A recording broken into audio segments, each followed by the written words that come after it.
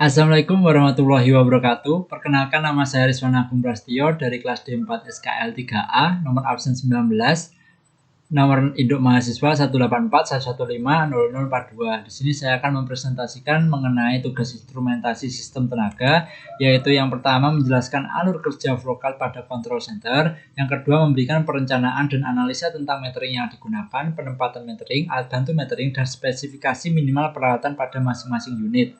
Sebelum saya menjelaskan alur kerja vokal pada control center, di sini ada sebuah ilustrasi sederhana mengenai sistem tenaga listrik, yaitu ada pembangkit yang menyalurkan tegangan tinggi 160 kV ke gardu induk yang akan disalurkan ke gardu distribusi melalui tegangan menengah 20 kV yang juga akan disalurkan ke konsumen atau pelanggan melalui tegangan rendah 220 volt. Tentunya pada gardu induk maupun gardu distribusi terdapat alat monitoring maupun metering yang akan dikontrol oleh control center. Dan pada control center di sini terdapat perangkat-perangkat komputer yang dinamakan master station. Pada master station sendiri terdapat operator yang mengoperasikannya, yaitu yang disebut dispatcher, dan dibantu oleh sistem SCADA atau Supervisory Control and Data Acquisition. Control Center sendiri merupakan pusat kendali dari sistem otomasi secara global, yaitu kendali dari beberapa gardu induk yang tercakup di wilayahnya. Control Center sendiri terletak di luar gardu induk. Untuk master station sendiri merupakan stasiun yang melaksanakan telekontrol. Kemudian untuk konfigurasinya sendiri dibedakan menjadi beberapa level berdasarkan tingkat perangkat keras, perangkat lunak, dan lingkup supervisi sistem kelistrikan. Kemudian pada master station sendiri juga terdapat IRCC atau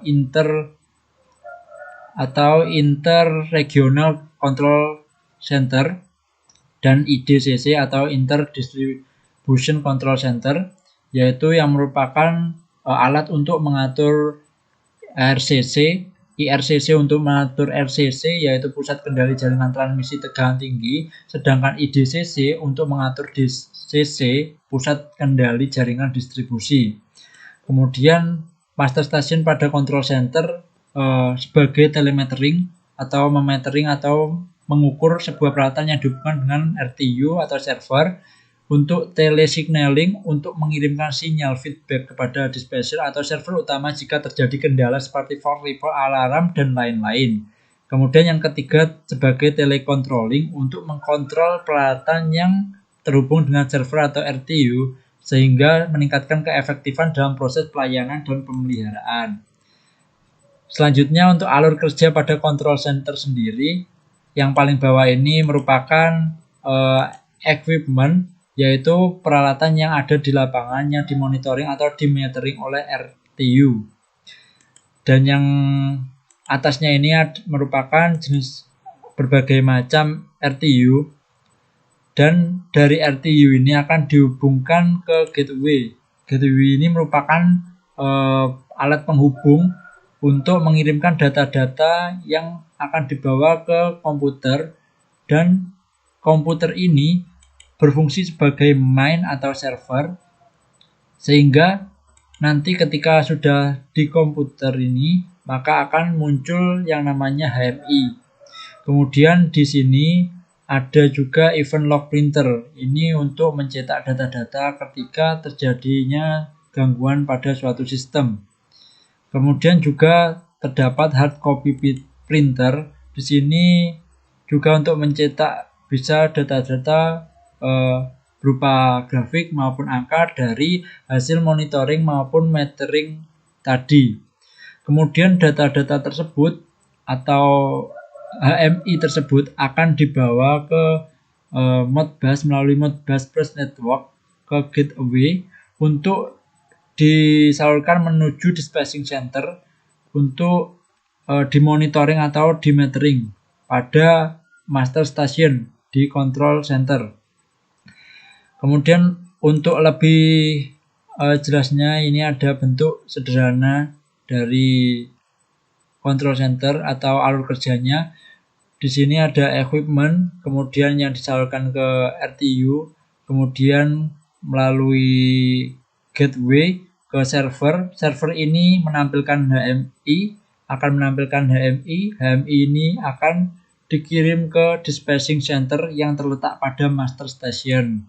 Kemudian untuk selanjutnya yaitu by level. By level merupakan lapisan bawah yang terdiri dari perangkat kendali by termasuk by control unit, by proteksi, Ethernet switch, dan perangkat penunjang lainnya. Level ini berhubungan langsung dengan perangkat utama yang ada di switch ya, seperti PMT, PMS, dan sensor-sensor.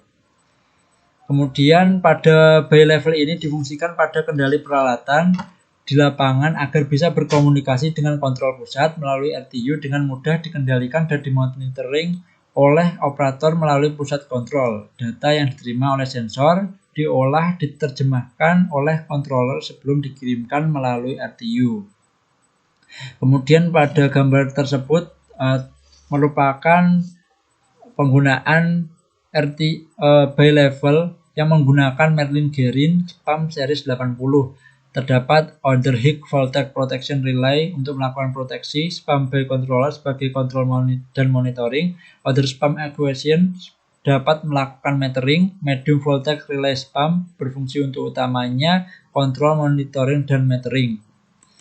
Kemudian station level. Station level terdiri dari beberapa perangkat yang mempunyai fungsi untuk mengakuisisi, memproses remote control, menampilkan informasi, menyimpan data.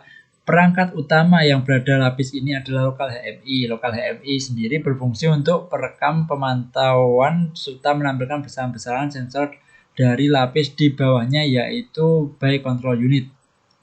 Untuk gambarnya seperti berikut. Untuk penempatan meteringnya sendiri biasanya ditempatkan di incoming substation atau sisi terima gardu induk tegangan tinggi. Kemudian yang kedua di sisi sekunder trafo menuju ke penyulang.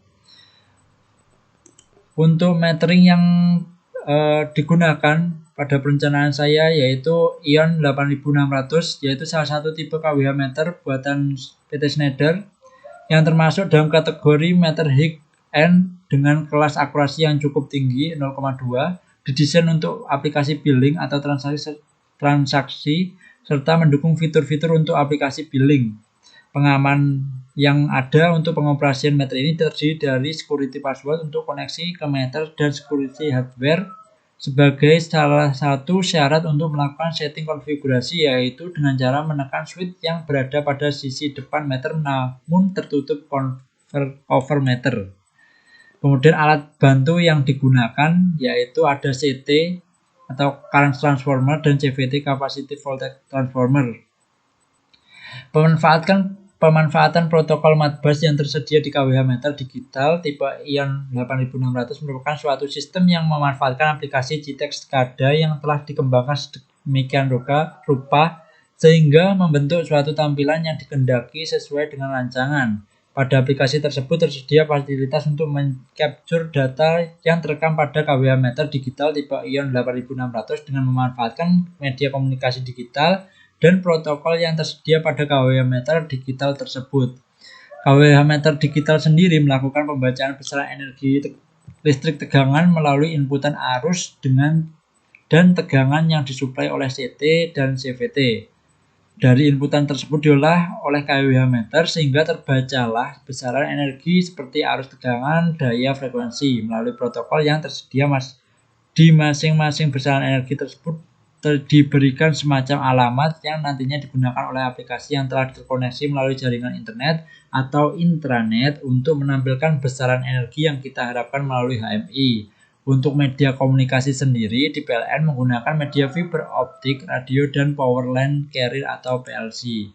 Kemudian untuk spesifikasi alatnya seperti berikut, yaitu ini untuk tipe pengukurannya yang diukur nanti current, voltage, frekuensi, dan lain-lain. Ini untuk spesifikasi ION 8600. Sekian. Terima kasih. Mungkin itu saja yang dapat saya sampaikan. Semisal ada kurang lebihnya saya mohon maaf. Terima kasih. Wassalamualaikum warahmatullahi wabarakatuh.